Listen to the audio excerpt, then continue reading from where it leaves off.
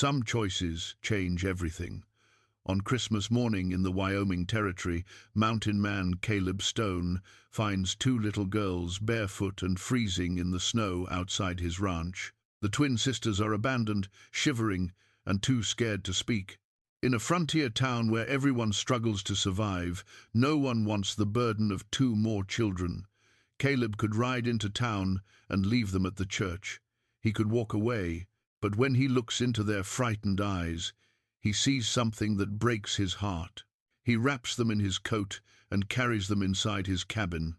This one act of mercy will reveal a secret that connects their lives in ways none of them could imagine. What made someone abandon two children on the coldest day of the year? Before we jump back in, tell us where you're tuning in from, and if this story touches you, make sure you're subscribed, because tomorrow I've saved something extra special for you. The cabin sat alone in a clearing, surrounded by towering pines weighted down with fresh snow. Smoke rose from the stone chimney in a steady grey column against the white sky. Inside, Caleb Stone stood at the window with a cup of coffee growing cold in his hands, watching the world outside turn silent and still under the Christmas morning snowfall. He was a man carved from the same mountains that surrounded him. 42 years old, with a face weathered by wind and sun, hands scarred from decades of work, and eyes that held the kind of weariness that comes from seeing too much loss. His dark hair, streaked with grey at the temples, hung past his collar. A thick beard covered his jaw, more practical than decorative in this climate. He stood well over 6 feet, broad-shouldered and lean, the kind of build that came from survival rather than vanity. The cabin reflected its owner, functional, sparse, built to last. One large room served as kitchen, living space, and workshop. A sleeping loft occupied the space above, reached by a sturdy ladder. The furniture was handmade: a table, 2 chairs, shelves lined with supplies and tools. Furs and hides hung from the walls, both for insulation and inventory. Traps and rifles stood in the corner. A fire burned in the stone hearth, the only sound besides the wind outside and the occasional pop of settling logs. Caleb had built this place 5 years ago with his own hands, every log cut and notched, every stone for the chimney hauled from the creek bed a mile distant. He had built it to last forever and to hold absolutely nothing that mattered. On the table beside him lay a worn leather Bible, its cover cracked and faded, Sarah's Bible. His wife had carried it from Pennsylvania when they married, had read from it every night before bed, had pressed flowers between its pages. Caleb hadn't opened it in 5 years, but he took it out every Christmas morning and set it on the table. He never read it. He just needed to see it there, a reminder of what once was. Sarah had been dead 5 years this February. Their daughter, Mary, had died 3 days before her mother, both taken by fever in the span of one terrible week. Caleb had been helpless to save either of them. He had held Sarah's hand as she slipped away, had listened to her final words. "Don't let the grief destroy you. Promise me you'll keep living." He had kept his body alive. Whether his soul had survived was another question entirely. After burying them in the cemetery in Redemption Ridge, Caleb had sold their small ranch, packed what he could carry, and ridden into the mountains. He became what Sarah would have hated: a man who chose isolation over community, silence over connection, survival over living. He trapped beaver and fox, traded pelts in town twice a year, spoke to no one unless necessary, and returned to his cabin as quickly as possible. The mountains suited him. They asked nothing, judged nothing, expected nothing. They simply existed, ancient and indifferent. He could disappear into them, and the world would never notice his absence. Most days, that suited him just fine. But Christmas had a way of making him remember, making him feel, making him wonder if Sarah had been right, if the grief had in fact destroyed the man he used to be, leaving only this hollow shell going through the motions of existence. He picked up the Bible, running his thumb across the cover. Sarah had been everything good in his life: kind, patient, faithful. She had seen something in him worth loving, had believed he could be better than the rough-edged ranch hand she met at a church social. She had civilized him, softened him, given him purpose beyond mere survival. When she died, that purpose died with her. Caleb set the Bible back down and turned toward the fire. The coffee in his cup had gone cold. He dumped it in the basin and considered making more, but the thought felt like too much effort. Instead, he pulled on his heavy coat, wrapped a scarf around his neck, and stepped outside to check the animals. The cold hit him like a fist, sharp and clean. Snow fell in thick, lazy flakes, already accumulating on the ground. His breath came out in white clouds. The world was absolutely silent, the kind of deep, muffled quiet that only came with heavy snow. It should have been peaceful. Instead, it reminded him of the silence in the house after Sarah died. His horse, a sturdy buckskin named Flint, stood in the lean-to shelter he had built against the cabin's north wall. Caleb checked the animal's water, broke the thin layer of ice that had formed, and forked hay into the feeder. Flint nickered softly, his breath steaming in the cold air. "Merry Christmas, old friend," Caleb said quietly. The horse was the only living thing he spoke to regularly. "Looks like we're in for a few days of this." The chickens huddled in their coop, fluffed against the cold. He scattered feed, collected 3 eggs, and secured the door against predators. Everything was as it should be, secure, isolated, safe. As he turned back toward the cabin, a sound stopped him. It was faint, almost lost in the whisper of falling snow. A whimper, or maybe a cry. He stood perfectly still, listening. The wind shifted, and he heard it again. Definitely a cry, a child's cry. Caleb's heart began to pound. No one lived within 5 miles of his cabin. No one had any reason to be out here, especially not in this weather, especially not on Christmas morning. He moved toward the sound, his boots crunching through the snow. It was coming from the front of the cabin, near the narrow trail that served as a road. As he rounded the corner, he saw them. 2 small figures huddled against the split rail fence that marked the edge of his property. Children, little girls, identical in size and features, twins. They wore only thin nightgowns, no coats, no shoes. Their bare feet were blue with cold. They clung to each other, shaking violently, one of them crying weakly, while the other simply stared ahead with glassy, unfocused eyes. For a moment, Caleb couldn't move, couldn't process what he was seeing. Children, abandoned, freezing. Then training and instinct took over. He rushed forward, dropping to his knees beside them. Hey now, he said, his voice rough from disuse. "I've got you. You're safe now." The crying girl, the one still conscious enough to cry, looked up at him with enormous blue eyes filled with terror and desperate hope. The other girl didn't respond at all. Her lips were turning blue. Caleb didn't hesitate.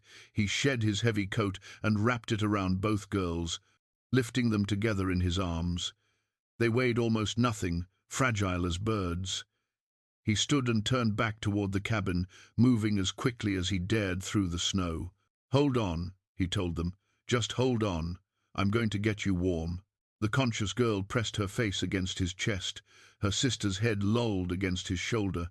Caleb's mind raced. Frostbite, hypothermia. He had seen both before, knew how quickly cold could kill. He had minutes, not hours. He kicked open the cabin door and carried them straight to the fire, setting them down gently on the thick bearskin rug that covered the floor in front of the hearth. Their skin was ice-cold to the touch, their breathing shallow and rapid. Caleb's hands moved with practiced efficiency, years of frontier living taking over. He had treated frostbite before, knew the dangers of warming frozen flesh too quickly. He grabbed blankets from the loft, wrapped the girls carefully, then filled his kettle with lukewarm water and set it on the edge of the fire to heat gradually. The conscious girl watched him with those enormous eyes. Still too terrified or too cold to speak, her sister remained frighteningly still. "What are your names?" Caleb asked gently as he worked, trying to keep them engaged, keep them present. "Can you tell me your names?" The girl's lips moved, but no sound came out. She tried again. Emma," she finally whispered. "My sister is Lily." "Emma and Lily," Caleb repeated. "Those are beautiful names. I'm Caleb. You're safe here, Emma. I promise you're safe." He tested the water temperature, then began the careful process of warming their frozen feet, moving slowly, watching for signs of pain or further injury. Emma whimpered. Lily still didn't respond. As he worked, a cold fury began to build in Caleb's chest. Someone had done this. Someone had left two small children outside in a blizzard to die. On Christmas morning, what kind of person abandoned children in the snow? And why had they left them here, at his cabin, miles from anywhere? Emma's hand suddenly gripped his wrist with surprising strength. "Don't leave us," she whispered. "Please don't leave us too." Caleb looked into her frightened face and felt something crack open inside his chest, something he had thought was sealed shut forever. These children had been left to die, cast out, abandoned by people who should have protected them. Just like Sarah and Mary had been taken from him, these girls had been taken from whoever loved them, or worse, whoever should have loved them. He covered Emma's small hand with his own. "I'm not going anywhere," he said quietly. "And neither are you. Not until we figure out what happened and get you both well again." Emma's eyes filled with tears. She nodded once, then pressed close to her unconscious sister, as if her nearness alone could keep Lily anchored to this world. Caleb returned his attention to the work at hand, but his mind churned with questions. Who were these children? Where had they come from? Who would do such a monstrous thing? Outside, the snow continued to fall, covering the tracks that might have given him answers. Inside, two small lives hung in the balance, and Caleb Stone, who had chosen solitude and silence and the slow death of isolation, found himself suddenly, desperately needed. Some choices change everything. This one already had. The first hour was critical. Caleb had learned that truth the hard way, watching helpless as fever took his daughter, despite every desperate measure. Cold was different than fever, but just as unforgiving. Minutes mattered. Seconds mattered. He worked methodically, fighting the urge to rush. Lily remained unconscious, her breathing so shallow he had to put his hand near her mouth to feel it. Emma stayed awake but quiet, watching him with those frightened blue eyes that seemed to look straight through to his soul. The water in the kettle reached the right temperature, warm, but not hot. Too much heat too fast would damage frozen tissue beyond repair. He soaked strips of cloth and wrapped them around the girl's feet, changing them every few minutes as they absorbed the cold from their skin. Slowly, carefully, bringing life back to frozen flesh. Emma whimpered when feeling began to return to her feet. The pain was a good sign. It meant the tissue was still viable, still capable of healing. Lily didn't respond at all, and that worried him more than he wanted to admit. "Talk to me, Emma," Caleb said quietly as he worked. "Can you tell me what happened? How did you end up outside my cabin?" Emma's small body shook, and not just from the cold. "The man said we had to go, said we couldn't stay no more." "What man?" "Mr. Henderson," he said. Her voice broke. "He said we was cursed, said bad things happen to people who keep us." Caleb's jaw tightened. Henderson. He knew that name. A farmer who lived on the outskirts of Redemption Ridge, a man who attended church every Sunday and spoke loudly about Christian duty while being quick to judge anyone who fell short of his standards. "Did Mr. Henderson bring you here?" Caleb asked. Emma shook her head. "He put us in his wagon, drove us somewhere, said to get out and walk, said God would provide if we was meant to live." Tears spilled down her cheeks. "We walked and walked. It was so dark and so cold. Lily fell down and couldn't get up no more. Then I saw the light from your window." Caleb closed his eyes briefly, fighting back rage. Henderson had driven these children out into the wilderness in the middle of the night, in a blizzard, and told them to walk. left them to die, and called it God's will. "Your sister's going to be all right," he said, though he wasn't certain of that at all. "But I need you to stay awake for me, Emma. Can you do that? Stay awake and keep talking?" Emma nodded. Her hand moved to her sister's, gripping it tightly. As she did, something fell from her palm, a scrap of red ribbon, worn and faded, the edges frayed from handling. Caleb picked it up. "What's this?" "Mama's ribbon," Emma whispered. "She gave it to us before she went to heaven. Said it would keep us safe. Said as long as we held it, we'd find someone who would help us." The ribbon felt fragile in his rough hands, as delicate as the children themselves. A mother's final gift to her daughters, a thread of hope in a cold and unforgiving world. "Your mother was right," Caleb said quietly. "You found help. You found me." He set the ribbon carefully on the table and returned to his work.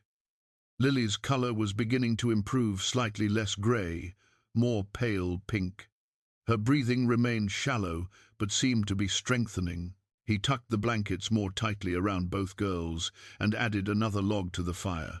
The cabin was growing almost too warm, but that was necessary. Hypothermia reversed slowly. The body needed time to restore its core temperature without shocking the system. Caleb prepared warm broth from dried meat and vegetables, diluting it with water until it was barely more than flavored liquid. Emma managed a few spoonfuls. He tilted Lily's head back and carefully dripped small amounts between her lips, watching to make sure she swallowed reflexively. She did, which was another good sign. As the afternoon wore on, Lily began to stir. Her eyes fluttered open, unfocused and confused. She saw her sister and immediately reached for her. Emma hugged her close, crying with relief. "It's all right," Caleb said gently. "You're safe now, Lily. Both of you are safe." Lily looked at him with those same blue eyes, identical to Emma's, filled with the kind of wariness that no 6-year-old should possess. She didn't speak, just watched him as if trying to determine whether he was a threat or a refuge. "He's nice," Emma told her sister. "He saved us. His name is Mr. Caleb." "Just Caleb," he corrected quietly. "No need for Mr." Lily continued to stare at him, then looked around the cabin with growing confusion and fear. "Where are we? Where's Mr. Henderson?" "You're at my cabin, up in the mountains," Caleb said. "Mr. Henderson isn't here. It's just the three of us. Is he coming back?" Fear filled Lily's face. "Is he going to take us away again?" "No one is taking you anywhere," Caleb said firmly. "Not in this weather. Not until you're both well. And not until I understand what happened." The girls looked at each other in a way that spoke of shared experiences, shared terrors. They had learned not to trust adults, learned that safety was temporary, that kindness could be revoked, that they were burdens no one wanted to carry. Caleb recognized that look. He had seen it in the eyes of wounded animals, that desperate calculation between the fear of humans and the need for help. These children had been treated like animals, cast out when they became inconvenient. "I need to check your feet," he said, keeping his voice calm and steady. "The frostbite needs attention, or you could lose toes. It might hurt, but I'll be as gentle as I can." Both girls nodded, though Lily clung to Emma's hand as if it were the only solid thing in a shifting world. Caleb unwrapped the cloths and examined their feet carefully. The damage wasn't as severe as he had feared, but it wasn't minor either. Several toes on both girls showed the white, waxy appearance of deep frostbite. Those might still be saved with proper care, but it would take time and pain. The process of thawing frozen tissue was excruciating. He re-wrapped their feet with fresh, warm cloths and gave them each a small piece of dried apple to chew. They ate slowly, as if uncertain whether the food might be taken away. That small gesture told him more about their recent lives than any words could have. "How long were you with Mr. Henderson?" he asked. Emma answered, her voice barely above a whisper. 4 days. Before that, we was with Mrs. Sullivan for a week. Before that, the Martins for 5 days. Caleb frowned. "You've been moving from house to house?" "Since Mama died," Emma said. "Nobody wants to keep us. They say we're too much trouble. They say bad luck follows us." "That's not true," Caleb said sharply, then softened his tone. "Bad luck doesn't follow children. Only bad people who won't do their duty to care for those who need help." Lily spoke for the first time since waking, her voice raspy from the cold. "Are you going to keep us?" The question hung in the air between them. Caleb looked at these two small girls, wrapped in blankets too large for them, bearing scars both visible and invisible. They had been abandoned by their mother through death, and abandoned again by everyone who should have stepped up to care for them. They had learned that adults couldn't be trusted, that homes were temporary, that survival meant expecting nothing and hoping for less. He thought of Sarah, of what she would say if she could see him now. She had always believed in taking in strays, injured animals, struggling neighbors, anyone who needed help. She would have already told these girls they could stay forever. She wouldn't have hesitated. But Sarah wasn't here. And Caleb had spent 5 years deliberately avoiding any attachment, any responsibility, any possibility of loss.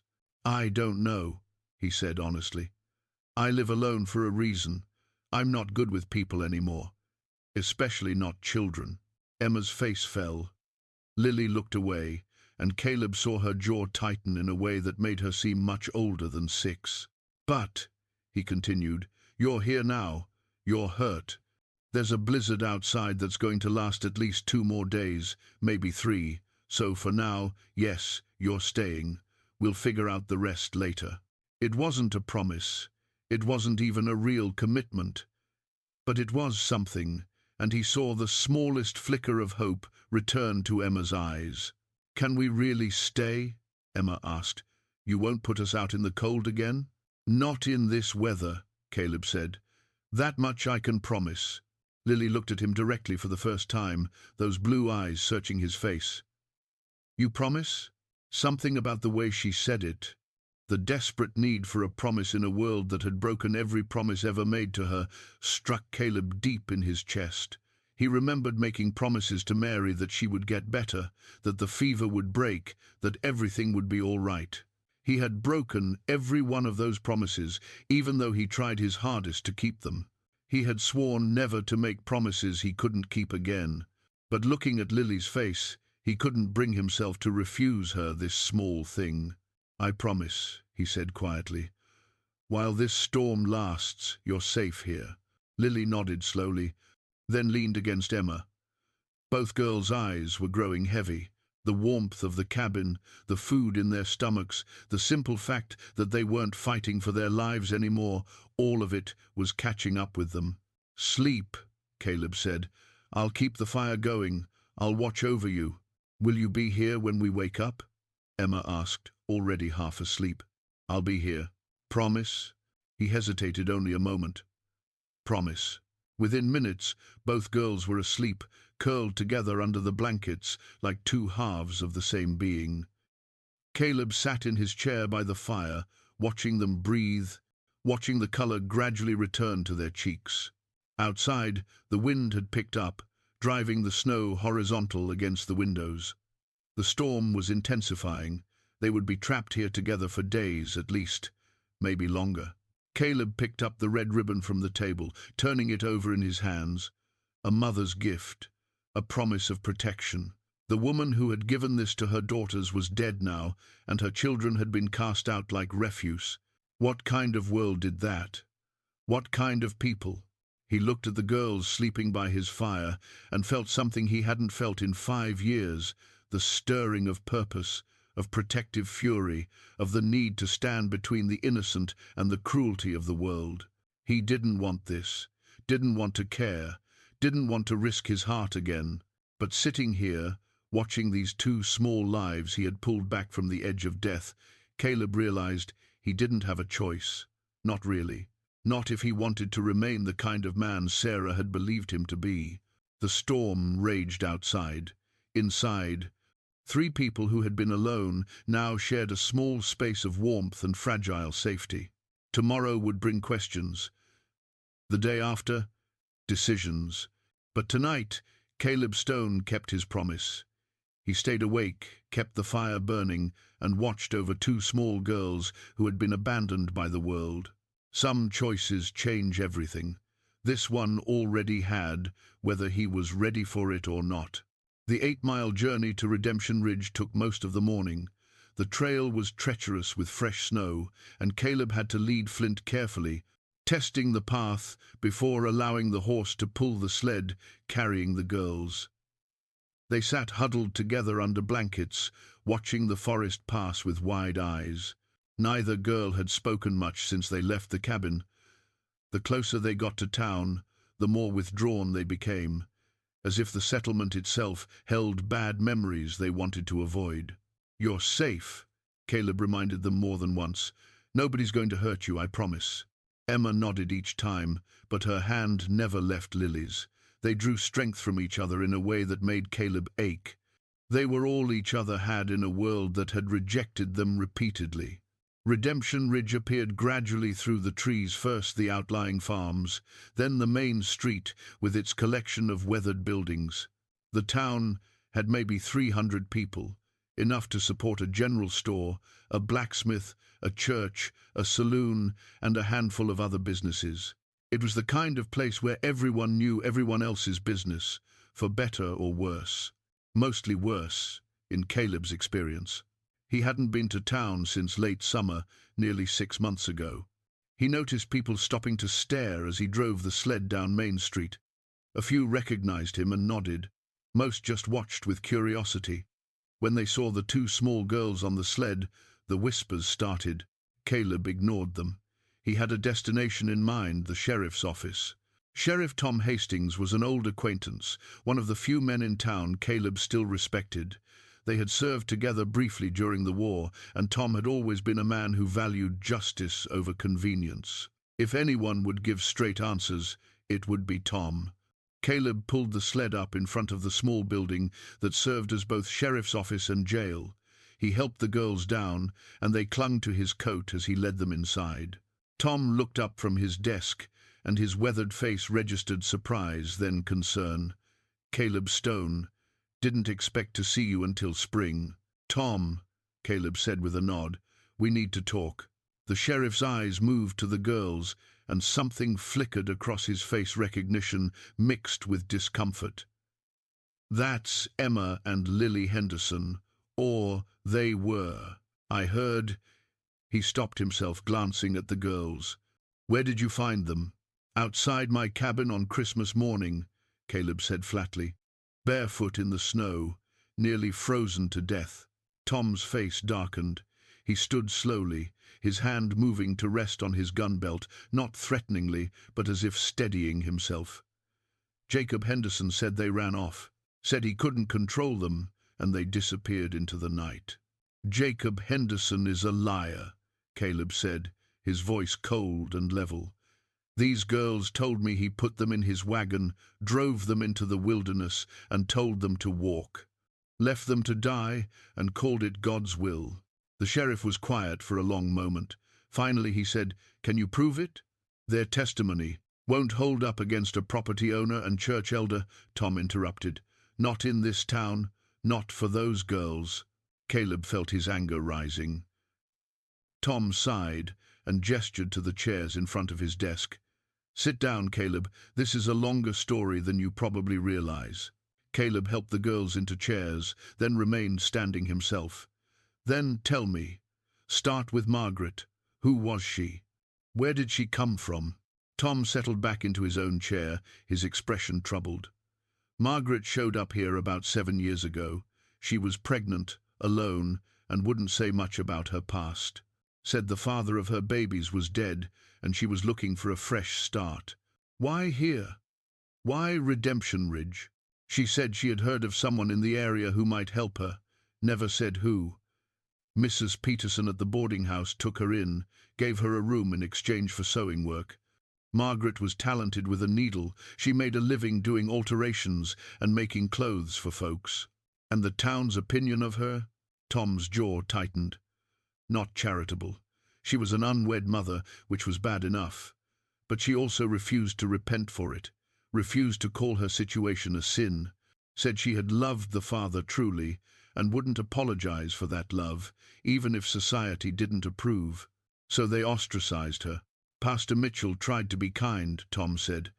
Mrs. Peterson defended her, but most folks, especially the women, wanted nothing to do with her, called her a Jezebel, said she was a bad influence. He looked at the girls, said her daughters would grow up to be the same. Emma's face had gone pale. Lily stared at the floor. They had heard versions of this before, Caleb realized. The poison had been dripped into their ears their whole lives. She died 2 months ago, Caleb said. Tell me what happened. Fever, Tom said simply. Hit her hard and fast. She was gone in 3 days. Before she died, she asked Mrs. Peterson to find good homes for the girls. Mrs. Peterson tried. God knows she tried. But nobody wanted them. So they were passed around like unwanted goods. More or less, Tom admitted, shame coloring his voice. The Sullivan family took them first, but said they couldn't manage. The Martins next, same result. Then Henderson agreed to take them, said it was his Christian duty. The sheriff's face hardened. I should have known better. Henderson talks a good talk about duty and righteousness, but he's a hard man with a mean streak. He tried to kill them, Caleb said flatly. Like I said, I can't prove that, and Henderson has friends on the town council. If you accuse him publicly— I'm not here to accuse, Caleb interrupted. I'm here for information. Did Margaret ever talk about the girl's father?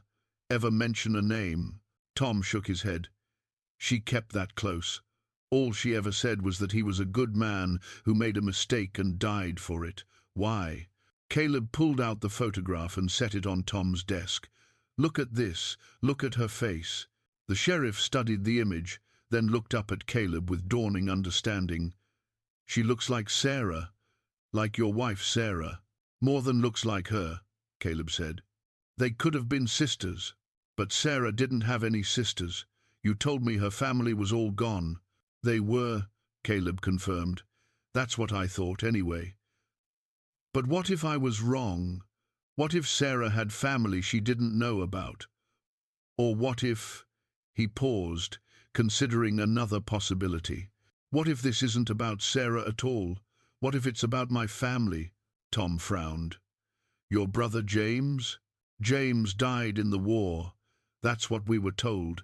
His body was never recovered, but witnesses said they saw him fall. Caleb's voice grew harder. But what if he didn't die? What if he survived and was too ashamed to come home? Ashamed of what? Of deserting? Of running from the war? Caleb looked at the girls. Emma, Lily, did your mama ever mention your papa's name? Ever once? Emma shook her head. She said it didn't matter. Said names were just words, and what mattered was that he loved us, even though he never got to meet us. Tom leaned forward. Caleb, what are you thinking? I'm thinking Margaret knew about me. The girls said she told them about a man in the mountains who would help them if they needed it. She sent them to me specifically. Tom, why would she do that unless there was a connection? You think James might be the father?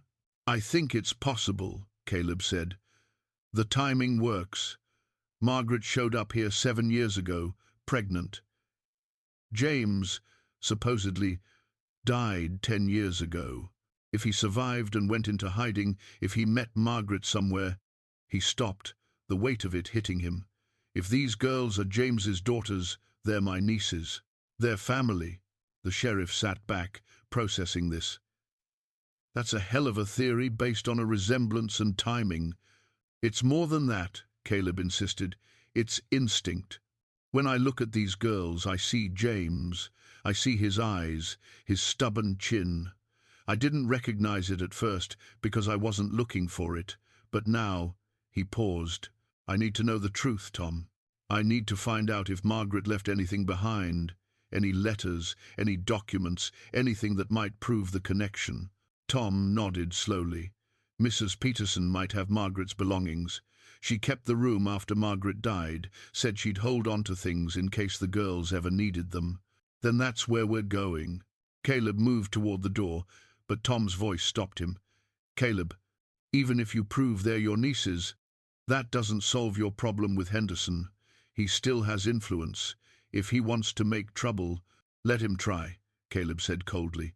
If these girls are my blood, then they're my responsibility, and I don't give up what's mine. He helped Emma and Lily out of the office and back onto the sled. As they prepared to leave, Tom came to the door. Caleb, he called, for what it's worth, I'm glad you found them. They deserve better than what this town gave them. Caleb nodded once, then guided Flint toward the boarding house. Behind him, he could feel the weight of the sheriff's gaze, and beyond that, the collective stare of the town itself. Let them look, he thought. Let them wonder. Soon enough, they would all know the truth. And then he would make certain these girls never had to beg for acceptance again. Mrs. Peterson's boarding house stood at the edge of town, a two-story structure that had seen better days but was maintained with fierce pride. The elderly woman who ran it had a reputation for taking in strays, human and otherwise, and asking few questions about their pasts. She opened the door before Caleb could knock, her sharp eyes taking in him, and the girls in one assessing glance. "Caleb Stone, heard you were in town, heard you brought company." "News travels fast," Caleb said. "Always does." Mrs. Peterson's gaze softened as it fell on Emma and Lily. "Hello, little ones. I've missed you." Both girls rushed forward, hugging the old woman with an enthusiasm they hadn't shown toward anyone except each other. "Mrs. Peterson," Emma cried. "We thought we'd never see you again." "Hush now," the woman said, but Caleb could hear the emotion in her voice. "Come inside, all of you. It's too cold to stand on the porch talking." The boarding house interior was warm and cluttered, the comfortable clutter of a place that served as home to many. Mrs. Peterson led them to her private sitting room and insisted on making tea while the girls settled onto a worn but comfortable sofa. "I heard what Henderson did," she said without preamble as she poured. "I would have taken the girls myself, but I'm too old and too poor. They said the girls needed a proper family. Proper meaning rich and respected," Caleb said dryly. "Exactly that." Mrs. Peterson handed him a cup. "So what brings you here, Mr. Stone, other than the obvious?" "I need to know about Margaret," Caleb said. "Everything you can tell me. And I need to see if she left anything behind, letters, documents, anything personal." The old woman studied him carefully. "Why? You planning to take responsibility for her girls?" "Maybe. Depends on what I learn." Mrs. Peterson nodded slowly. "Margaret was a good woman, private but good. She worked hard, loved her daughters fiercely, and never complained about the way this town treated her." She glanced at Emma and Lily. "Girls, why don't you go see if any of your mama's things are still in your old room? Third door on the right upstairs." The girls hesitated, looking to Caleb for permission. He nodded, and they scurried off, clearly eager to see a place that had been home, however briefly. Once they were gone, Mrs. Peterson's expression turned serious. "Now then, what is it you really want to know? Did Margaret ever talk about the girl's father? Ever give you any hint about who he was?" "Not directly, Mrs. Peterson said. But I'm not blind, Mr. Stone. I saw the way she looked when she heard your name mentioned in town. I saw how she would find excuses to walk past the general store when you came in for supplies. She knew you." Caleb's chest tightened. "She never approached me." "No. And I asked her about it once, about why she didn't speak to you if she clearly wanted to. You know what she said?" Mrs. Peterson leaned forward. "She said you had enough grief in your life. Said she couldn't add to it. Said the past needed to stay buried for everyone's sake." "What past?" She wouldn't say. But a few times, when she had fever or had been working too late and her guard was down, she would talk. She mentioned a man named James. Said he was good and kind and burdened by guilt he didn't deserve. Said he died trying to find a way to come home. Caleb's hands trembled slightly. "James. My brother's name was James." "I know," Mrs. Peterson said quietly. "I figured that out eventually. Margaret never confirmed it, but the way she spoke about him, the timing, it all pointed one direction. If James was the father, if these girls are his daughters, then Margaret was what? Someone he met after the war? Before the war ended, I think, Mrs. Peterson said. She let slip once that he was running from something when they met, that he was trying to disappear but couldn't quite manage it. They fell in love, she got pregnant, and he left to find work and legitimacy. He was going to come back for her, make things right. But he never did. He died, Caleb said, died in a mining accident before he could return.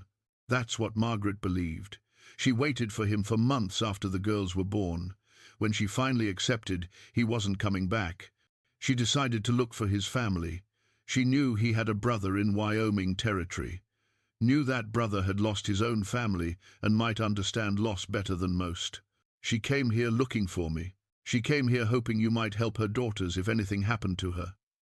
But when she saw your grief, saw how you'd isolated yourself, she couldn't bring herself to burden you. So she watched from a distance and kept her secret. Caleb stood abruptly and walked to the window, struggling with emotions he couldn't name. Margaret had been here for 7 years, raising his nieces alone, watching him from afar, protecting him from a truth she thought would hurt him more than help. She should have told me, he said roughly. Maybe, Mrs. Peterson agreed, but she did what she thought was right, and in the end, she made sure her girls would find you when they needed you most.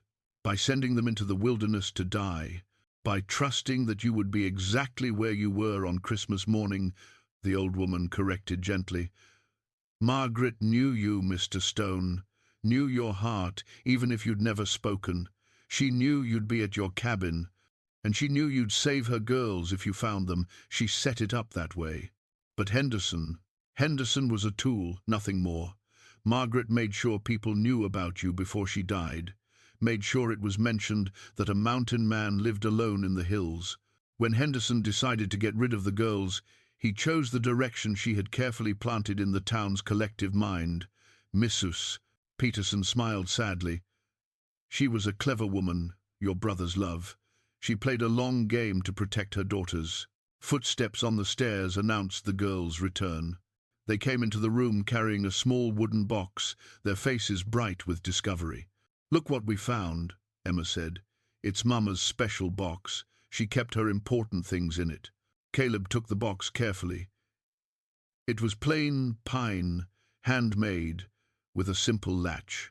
Inside, he found a collection of items, a few pressed flowers, a ribbon worn thin from handling, a thimble, and at the bottom, a sealed letter. The letter was addressed in careful script to Caleb Stone should he ever ask. Mrs. Peterson nodded toward it. She left that with me a week before she died. Made me promise to give it to you if you ever came asking about her or the girls. Caleb's hands shook as he picked up the envelope. This was it, the truth he'd been seeking, written in Margaret's own hand. Girls, he said quietly, why don't you help Mrs. Peterson in the kitchen for a few minutes? I need to read this alone. They nodded solemnly and followed the old woman out, leaving Caleb alone with the letter and the weight of revelations yet to come. He broke the seal and began to read, and with each word, the pieces of a 7-year mystery fell into place. The letter was written in a delicate hand, the letters carefully formed as if Margaret had taken great care with every word. Dear Caleb Stone, if you are reading this, then I am gone, and my daughters have found their way to you, as I prayed they would.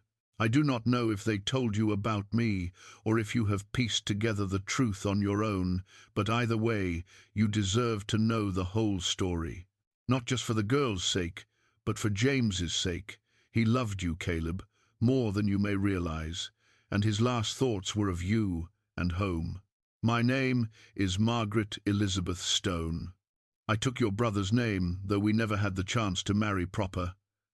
That is a scandal, I know, but I do not regret it. I loved James with everything I had, and he loved me the same.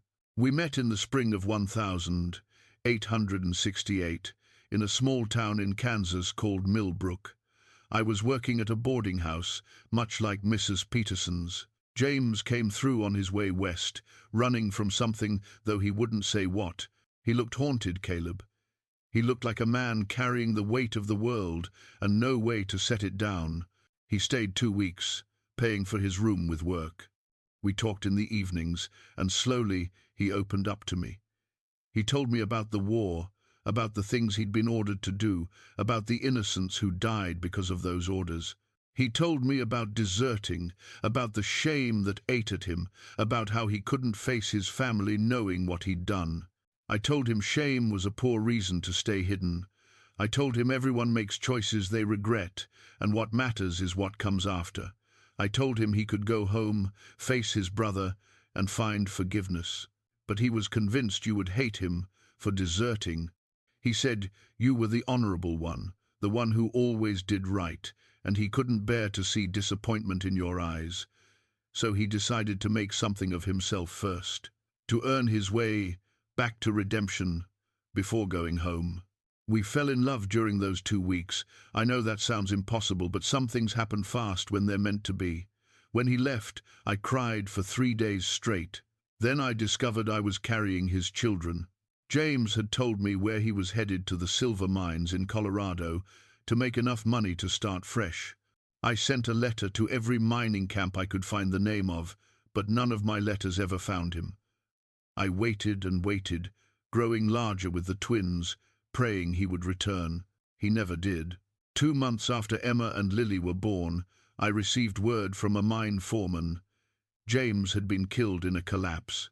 The foreman said James talked about me in his final moments, said he had been planning to come back for me the following month, said he had saved enough to make a life together. He was going to find his brother after that, make amends, introduce us all properly. He died 2 weeks before he could come home. I was heartbroken, Caleb. But I had 2 babies to care for, and grief is a luxury the poor cannot afford. I knew James had a brother in Wyoming Territory, knew he had spoken of you with love and regret.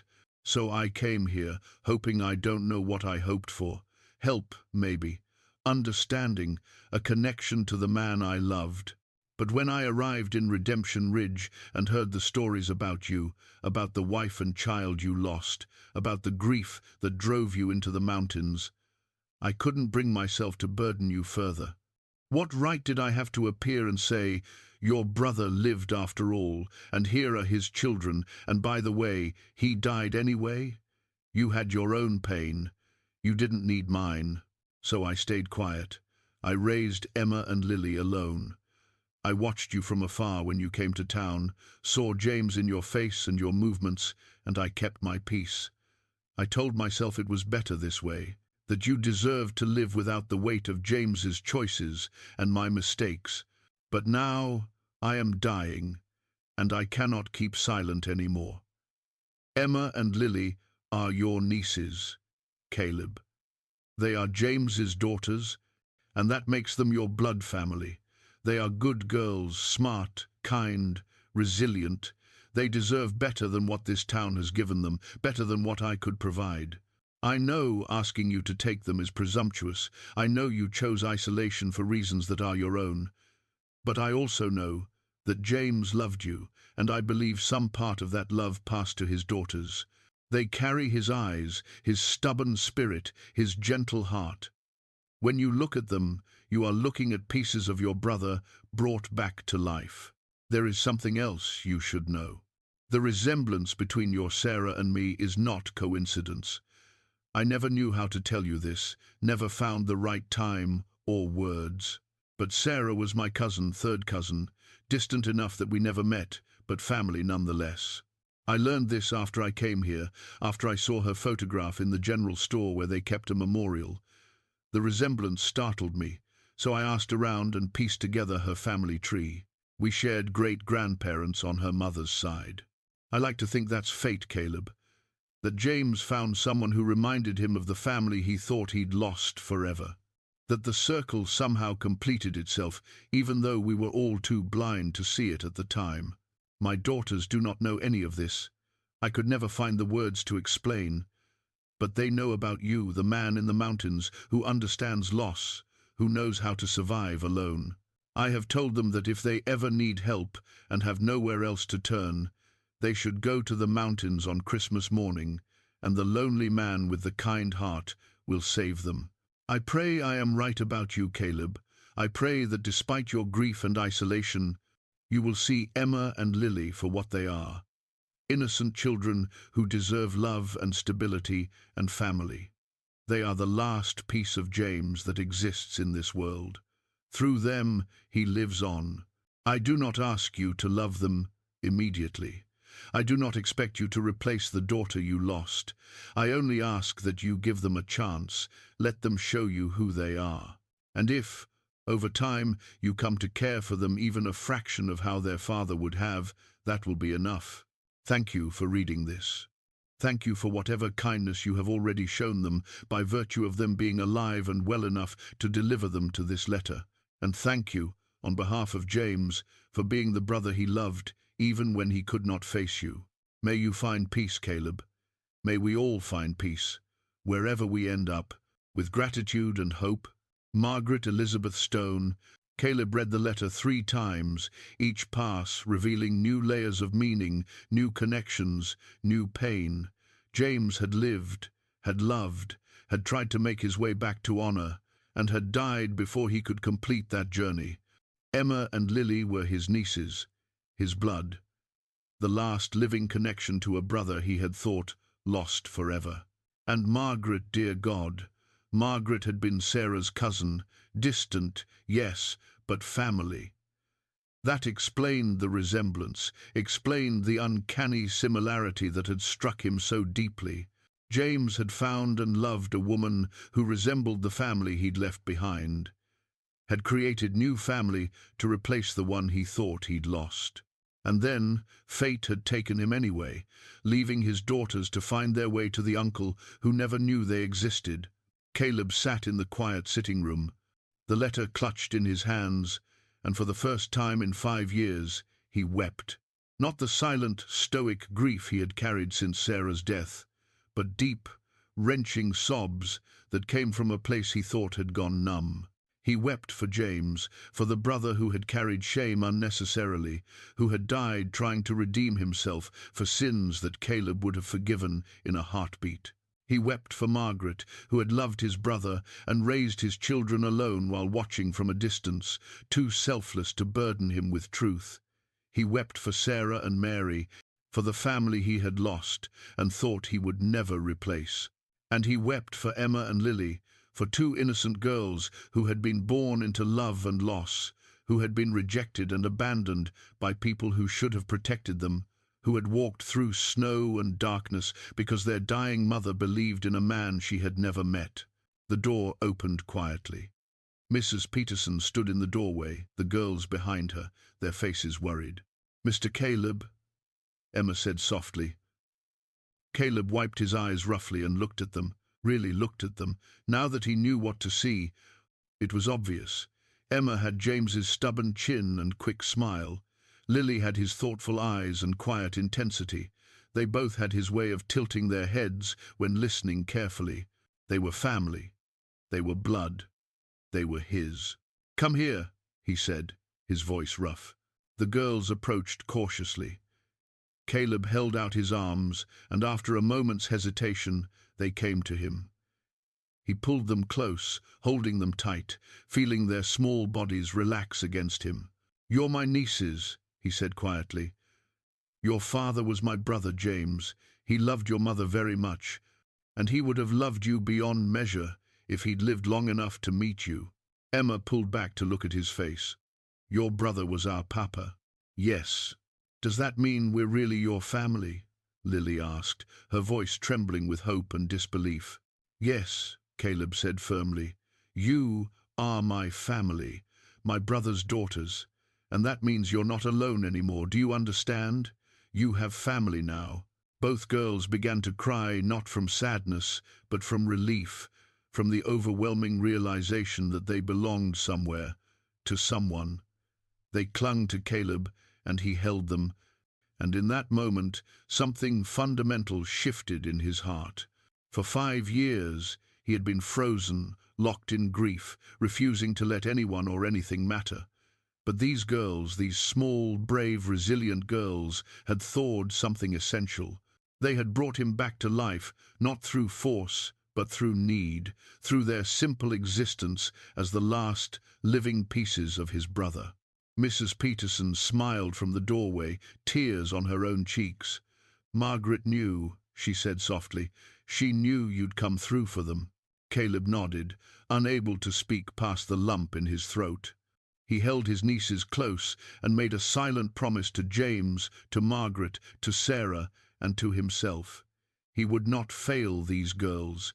He would give them the home, the love, and the family they deserved.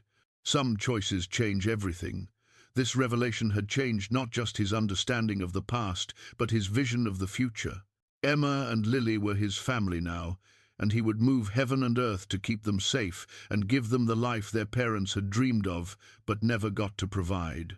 The past was written. The pain was real. But the future was still being carved. And Caleb Stone was determined to make it better for these two small girls who had been entrusted to his care.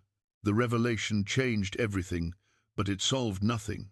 Emma and Lily were his family by blood, but legally they belonged to no one. Orphans of the territory, wards of the county, subject to the decisions of men who saw them as burdens rather than blessings. Caleb understood this within minutes of leaving Mrs. Peterson's boarding house. As he walked back to the sheriff's office with the girls, he saw Jacob Henderson standing on the steps of the general store, watching them with cold calculation. The man's expression held no shame, no regret for what he had done, only irritation that his problem had returned. "We need to make this legal," Caleb told Sheriff Hastings when they reached the office. "I need to formally adopt these girls. They're my blood family, and I won't risk someone taking them from me." Tom leaned back in his chair, his expression troubled. "Adoption requires approval from the town council. They meet day after tomorrow. You'll need to petition them, state your case, and they'll vote on whether to grant you custody." "That should be simple enough," Caleb said. "These are my nieces. I have Margaret's letter proving it. I have the means to care for them. What's there to debate?" "You'd be surprised," Tom said dryly. "The council isn't always motivated by logic or justice. Henderson is on that council. So is Alderman Briggs, who owns the bank and doesn't approve of mountain men. Pastor Mitchell is on it too, and he'll support you. But he's only one vote out of 5. Who are the other 2? Mrs. Dorothy Walsh, who runs the general store, and Frank Cooper, who owns the lumber mill. Both are decent people, but both are also influenced by town opinion. If Henderson can make you look unfit, they might side with him." Caleb felt his jaw tighten. "Unfit how?" "I have a home, income, and now proven family connection." "You live alone in the mountains," Tom pointed out. "You have no wife to provide maternal care. You're known for being a recluse. Henderson will argue that children need proper social upbringing, church attendance, schooling, things you can't provide in isolation. I can provide safety and love," Caleb countered. "More than this town ever gave them." "I agree with you," Tom said, "but I'm not the one you need to convince. The council meets Thursday morning. That gives you 2 days to build your case and gather support. You'll need character witnesses, evidence of your fitness as a guardian, and probably a plan for how you'll raise them." Caleb nodded slowly, his mind already working through the possibilities. "I'll need to talk to Pastor Mitchell. And Mrs. Peterson. Who else might support me?" "Jacob Brenner might," Tom suggested. "He's a rancher, knew you before Sarah died. He's respected in the community. If he vouches for you, that carries weight." "Anyone else?" "Get as many as you can," Tom advised. "The more people who speak for you, the harder it is for Henderson to paint you as a dangerous hermit." Caleb spent the rest of that day calling on people he hadn't spoken to in years. Some received him warmly, remembering the man he used to be before grief drove him into isolation. Others were wary, uncertain whether the mountain recluse was fit to raise children. Pastor Mitchell was the first person he visited, bringing the girls along so they wouldn't be left alone. The pastor was a kind man in his 60s, weathered by years of trying to shepherd a flock that often resisted his gentler instincts. "Caleb Stone," the pastor said, opening his door wide. Come in, and you've brought Margaret's girls." They sat in the pastor's modest parlor, and Caleb explained everything: the letter, the family connection, his intention to adopt. Pastor Mitchell listened carefully, his expression growing more troubled as the story unfolded. "I suspected there was a connection," the pastor said when Caleb finished. "Margaret used to come to church sometimes, and I saw how she watched you when you came to town. She never said anything, but I could see the longing in her face." "Will you speak for me at the council meeting?" Caleb asked. "Of course," the pastor said immediately. "These girls need family, and you're their family. That should be the end of the discussion." He paused. "But I'll warn you, Henderson won't make this easy. He's embarrassed that his cruelty has been exposed, and embarrassed men often become vindictive." "Let him try," Caleb said grimly. "I'm not backing down." The pastor smiled slightly. "Good. These girls need someone who won't back down. They've had enough people give up on them." Next, Caleb visited Jacob Brenner's ranch. Jacob was a few years older than Caleb, a solid man with a large family and a reputation for fairness. They had worked together on occasion before Sarah's death, and Jacob had been one of the few people who tried to maintain contact after Caleb retreated to the mountains. "Heard you came back with some extra cargo," Jacob said when Caleb arrived. "Heard they're your kin." "My brother's daughters," Caleb confirmed. He explained the situation once more, and Jacob listened with the careful attention of a man who understood that words mattered. "I'll speak for you," Jacob said when Caleb finished. "You're a good man, Caleb, even if grief made you hard to reach for a while. Any man who'd take in his brother's children is doing right by family, and that's what matters most. Henderson will argue I'm unfit because I live alone." "Henderson is a hypocrite and a coward," Jacob said bluntly. "He talks about Christian charity while throwing children out into blizzards. Anyone with eyes can see which of you is the better man." He paused. "Bring the girls by tomorrow. Let my wife meet them. We'll stand with you at the council meeting." By evening, Caleb had secured promises from 5 people to speak on his behalf. It wasn't a guarantee, but it was something. He took the girls back to Mrs. Peterson's boarding house, where the old woman insisted they stay rather than making the long journey back to the cabin. "You need to be in town for the meeting," she said practically, "and the girls need rest. I'll not charge you for the rooms. Consider it my contribution to the cause." That night, Caleb lay awake in the small room Mrs. Peterson had given him, listening to the sounds of the town outside his window. He wasn't used to so much noise, the creaking of wagons, the distant sound of voices, the barking of dogs. It all felt foreign after 5 years of mountain silence. But in the room next to his, Emma and Lily slept peacefully, and that made every discomfort worthwhile. The next day, Thursday morning, arrived too quickly. Caleb dressed carefully in his best clothes, which weren't particularly impressive, but they were clean and mended. He helped the girls dress in simple dresses Mrs. Peterson had found for them, brushed their hair, and tried to calm their obvious nervousness. "What if they say we can't stay with you?" Emma asked, her voice small and frightened. "Then we'll find another way," Caleb said firmly. "I'm not giving up on you. Ever. Do you understand?" Both girls nodded, but their fear remained visible.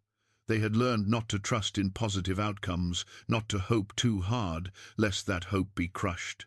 The council meeting was held in the town hall, a plain wooden building that served multiple purposes depending on the day.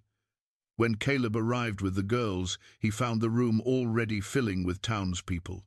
Apparently, word had spread about the adoption petition, and folks were curious to see how it would play out. The council members sat at a long table at the front of the room. Pastor Mitchell offered Caleb an encouraging nod. Henderson stared at him with undisguised hostility. The others, Mrs. Walsh, Mr. Cooper, and Alderman Briggs, wore neutral expressions that revealed nothing of their thoughts. "This meeting is called to order," Alderman Briggs announced. He was a thin man with wire-rimmed spectacles and the bearing of someone who took his responsibilities very seriously. "We are here to consider a petition for adoption filed by Caleb Stone regarding the minors Emma and Lily, currently wards of the territory." "Mr. Stone," Briggs continued, "please present your case." Caleb stood, acutely aware of all the eyes on him. Public speaking had never been his strength, but he had learned in the war that conviction could make up for eloquence. "My name is Caleb Stone," he began.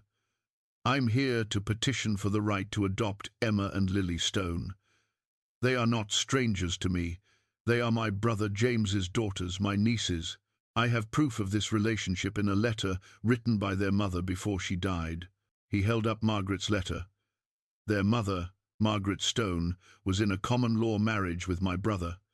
When he died before they could make it legal, she came to this territory hoping to connect with his family. She kept silent about the relationship out of respect for my grief over losing my own wife and child. But before she died, she made certain her daughters would find me." "This is convenient," Henderson interrupted.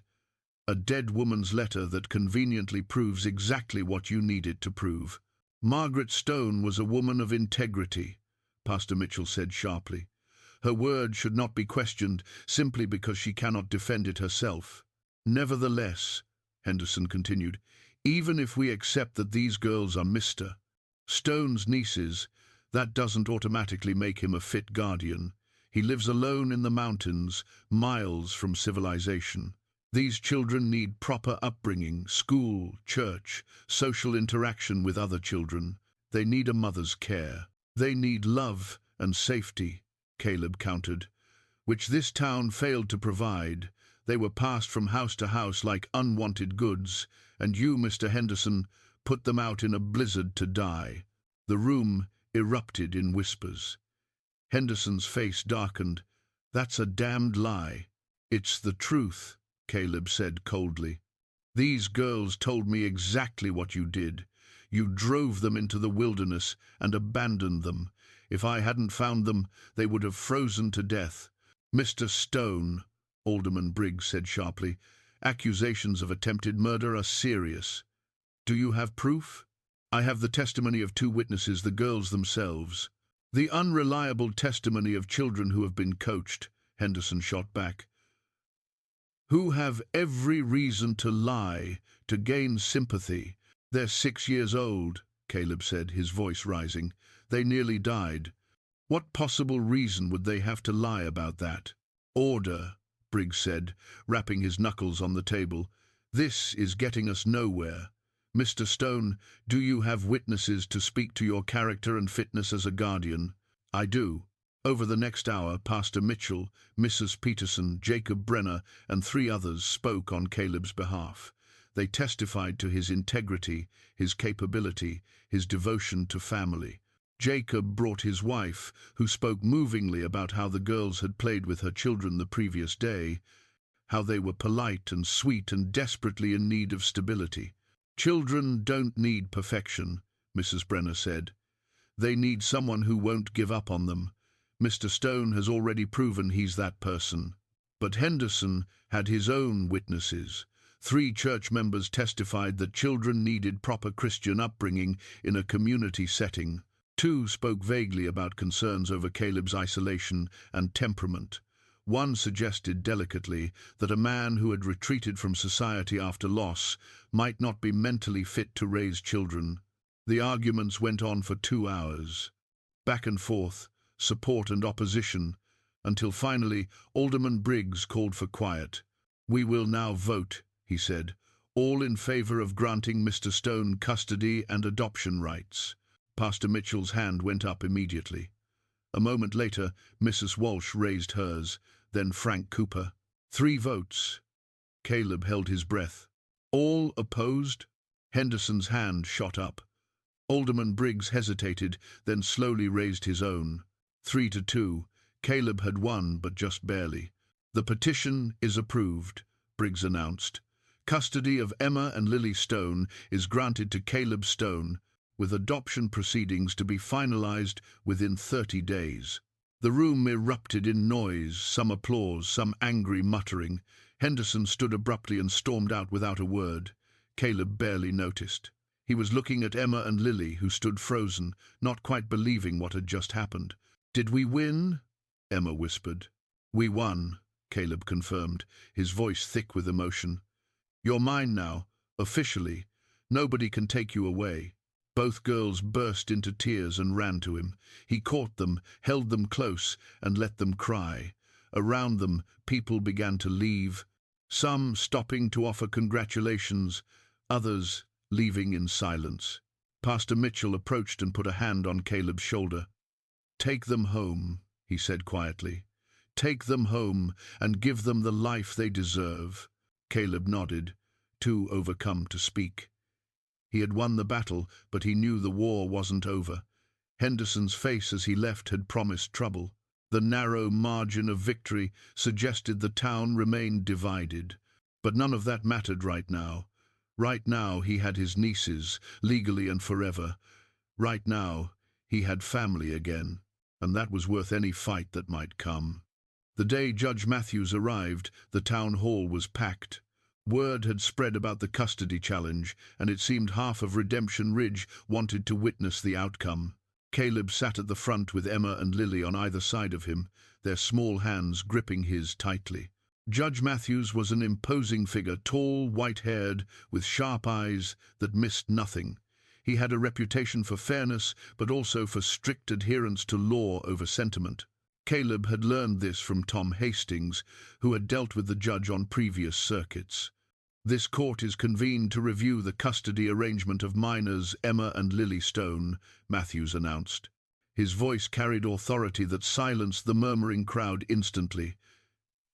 "Mr. Henderson, you filed the challenge. Present your case." Henderson stood, straightening his jacket with self-importance. "Your Honor, I challenge Mr. Stone's fitness as a guardian on several grounds.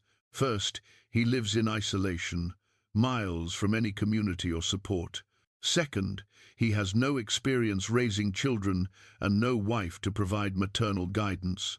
Third, these girls require education, religious instruction, and social development that cannot be provided in a remote mountain cabin. These are serious concerns," the judge acknowledged. "Mr. Stone, how do you respond?" Caleb stood slowly, feeling the weight of every eye in the room. "Your Honor, I am these girls' uncle by blood. Their father was my brother James, and their mother was a distant cousin to my late wife. Family ties bind us together stronger than any court arrangement." "Family connection is noted," Matthews said, "but Mr. Henderson's concerns about practical matters remain. How do you intend to provide for these children's education and upbringing?" This was the moment Caleb had been dreading. "I'm prepared to relocate, Your Honor, to move closer to town where the girls can attend school. I'm prepared to do whatever is necessary to give them stability and opportunity." Henderson scoffed. "A mountain man playing at domestication. How long before he retreats to his isolation again, leaving these children with even more abandonment to bear?" "That won't happen," Caleb said firmly. "You can't know that," Henderson shot back. "You've spent 5 years avoiding people, avoiding responsibility. Why should anyone believe you'll change now?" Before Caleb could answer, a small voice spoke up.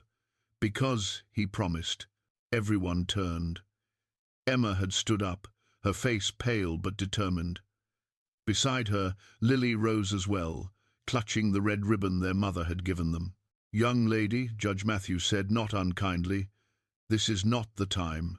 "Please, sir," Emma interrupted, her voice shaking but clear. "Please let us talk. We're the ones everyone's deciding about." "Don't we get to say something?" The judge studied her for a long moment, then nodded. "Very well. Approach the bench." Both girls walked forward, still holding hands. Caleb started to follow, but Matthews gestured for him to remain seated. The girls stood before the judge, small and vulnerable, yet somehow brave. "What would you like to tell me?" Matthews asked gently. Mr. Caleb saved our lives, Emma said. Mr. Henderson put us out in the snow on Christmas Eve. He drove us far away and told us to walk, said God would provide if we deserved to live. We walked for hours in the dark and cold. Lily collapsed. I thought we were going to die. That's a serious accusation, Matthews said, looking at Henderson, whose face had gone red. It's the truth, Lily added quietly. We was so cold we couldn't feel our feet. Then Emma saw a light through the trees. We walked toward it and found Mr. Caleb's cabin. He saved us. He warmed us, doctored our feet, gave us food and kindness. And he didn't have to, Emma continued. He lives alone because he's sad, because his own little girl died and it broke his heart. But he helped us anyway. And when he found out we were his family, that our papa was his brother, he cried. He cried because he thought his brother was dead, but we brought him back a little bit. Tears were streaming down Emma's face now, but she kept talking. Everyone else gave up on us. Everyone said we was cursed, that we brought bad luck.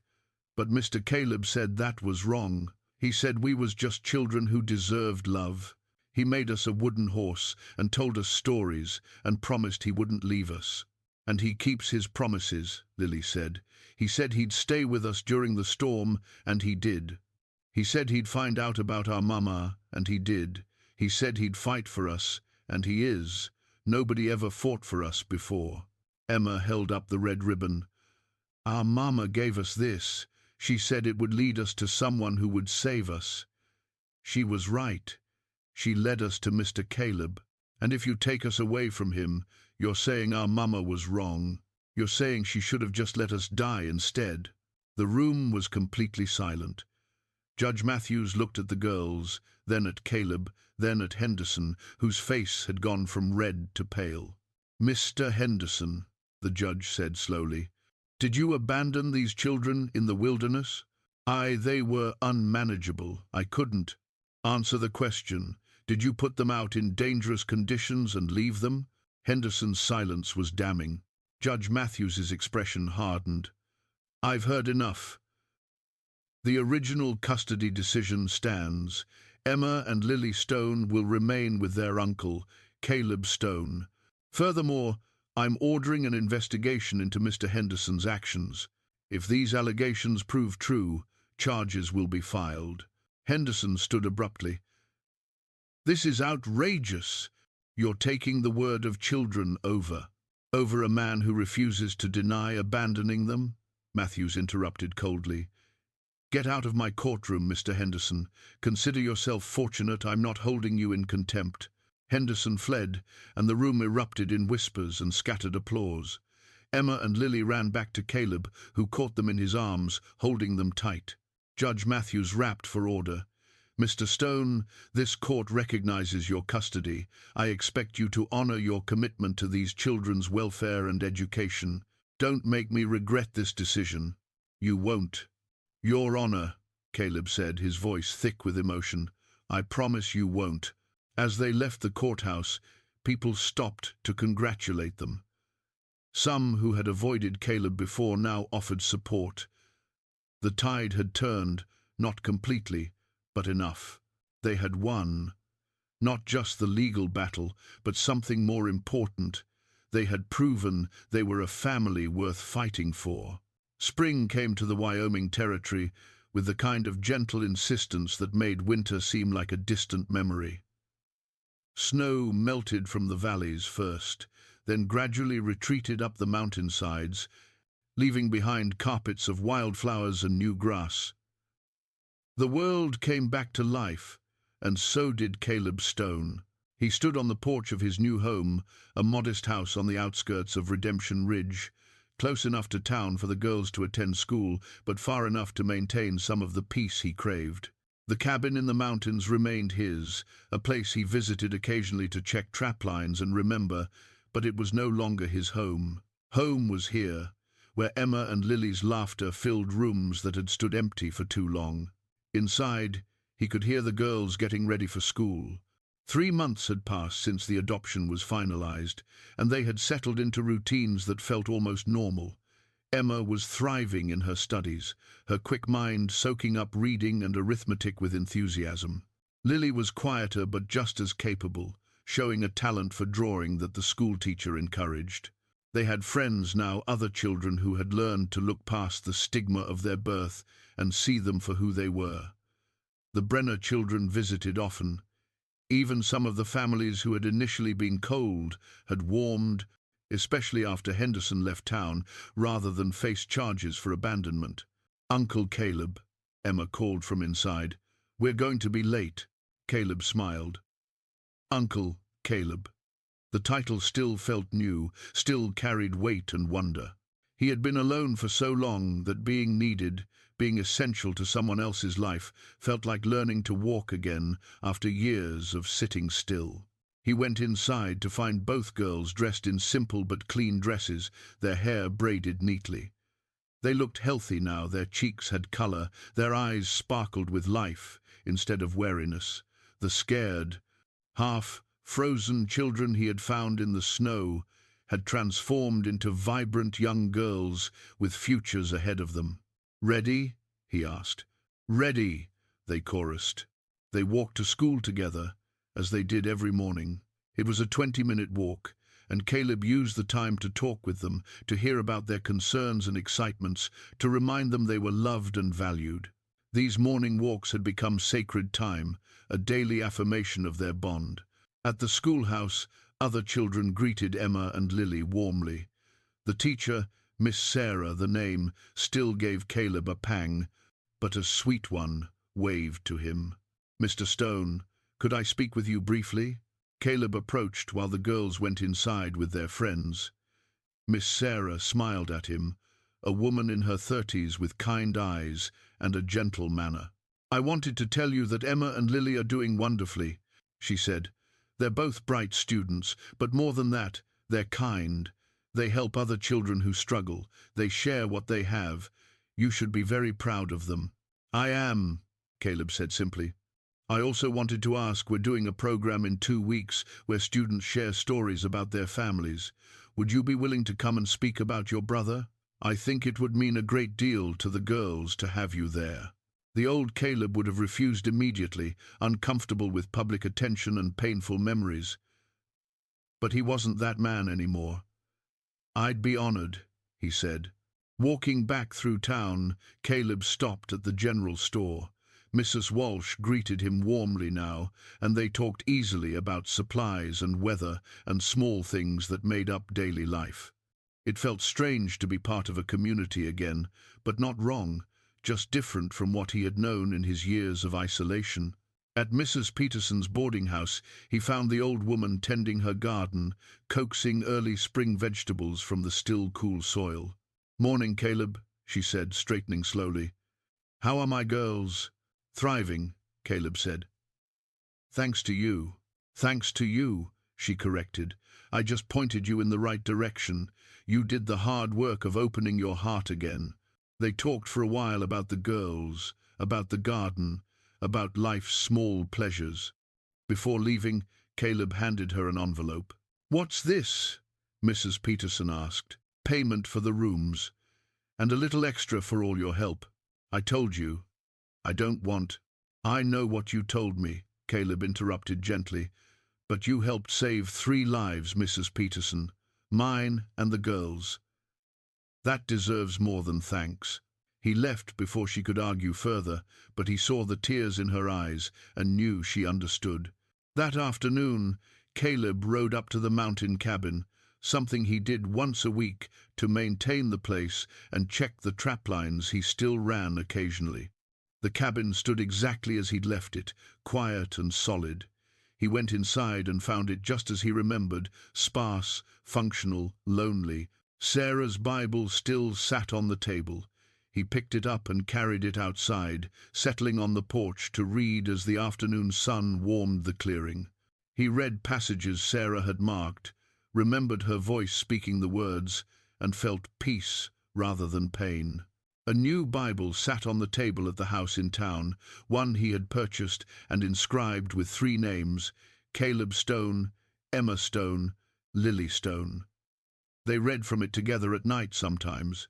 The girls asking questions, him doing his best to answer. They were building new traditions, new memories, a new family from the pieces of old ones.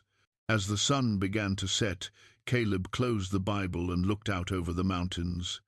Somewhere out there, James had walked these same trails, carrying his own burdens of shame and regret. Somewhere out there, Margaret had made the long journey, hoping to find family for her daughters. Their paths had been hard, their lives cut too short, but their love had endured. Through Emma and Lily, James and Margaret lived on. Their goodness, their hope, their determination to do right by the ones they loved, all of it continued in two small girls who were learning that the world, though sometimes cruel, could also be kind. Caleb thought about the night he found them, about the choice he made to help rather than turn away. Sheriff Hastings had been right, some choices change everything. That choice had changed him from a man slowly dying of loneliness into a father figure who had reasons to live, to hope, to love again.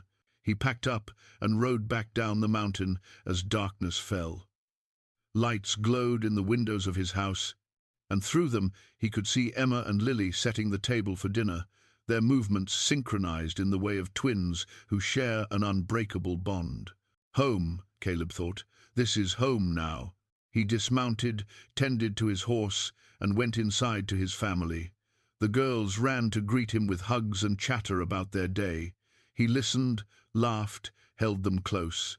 Later, after dinner and evening chores, after stories and prayers and good nights, Caleb sat alone in the quiet house and marveled at how full his life had become. The isolation he had craved for 5 years now seemed like a kind of death, a slow surrender to grief. These girls had pulled him back from that edge, reminded him that life, real life, required connection, required vulnerability, required love. On the mantel sat a collection of objects that told their story. The wooden horse he had carved, the red ribbon Margaret had given her daughters, the photograph that had revealed the truth, and a new addition, a family portrait taken just last week, the three of them standing together, unsmiling in the formal way of photographs, but radiating warmth nonetheless. Some choices change everything. That Christmas morning, Caleb had made a choice that saved 2 lives. What he hadn't realized until much later was that the same choice had saved his life too. Outside, spring continued its patient work of renewal. Inside, a family forged from loss and sealed by love settled into the comfortable rhythms of life together. And in the mountains above, snow still capped the highest peaks, eternal and unchanging. But in the valley below, change had come, and it was good,